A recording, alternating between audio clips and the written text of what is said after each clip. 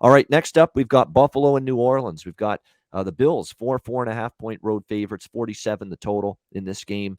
The one thing Buffalo's got going for them, and boy, they had nothing going for them against Indy. That was just a beatdown start to finish. Couldn't stop the run. Jonathan Taylor, they couldn't complete a pass.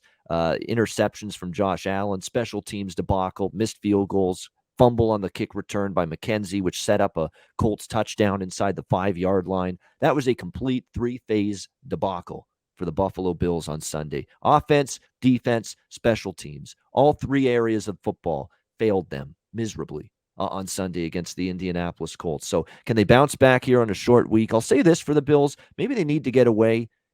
Bond as a team on the road for Thanksgiving. Obviously, the team's going to spend, Thanksgiving holiday with each other now, the players. It can't hurt the Buffalo Bills to be playing this Thursday game on the road as opposed to at home. And so, yeah, you could say there's some tricky thought process here, or it's tough to maybe trust the Bills laying 4.5, but can we really trust the New Orleans Saints as well? This is an offense that, especially if they don't have Alvin Kamara again, Alvin Kamara is just so important to this offense. Did you see what it looked like for them against Philly on Sunday? Simeon looks lost. He's not a number one quarterback. He's just not. All right. He's not. And he's shown you that now a couple weeks in a row. Mark Ingram's now your lead back, and he would have been a decent option as your lead back 5-6 years ago. Not anymore for this New Orleans Saints team. The defense has been pretty good most of the season, but yesterday when you're going 3-and-out punt all the time, you wear down that defense, and the Eagles and Jalen Hurts were able to take over. So this is another one where it's tough to really trust either of these kind of slumping teams right now, teams going in the wrong direction a little bit.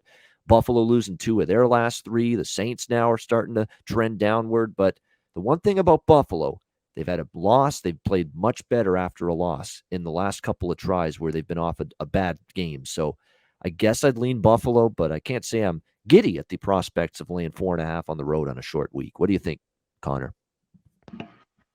Yeah, I mean, I don't think Kamara's going to come back.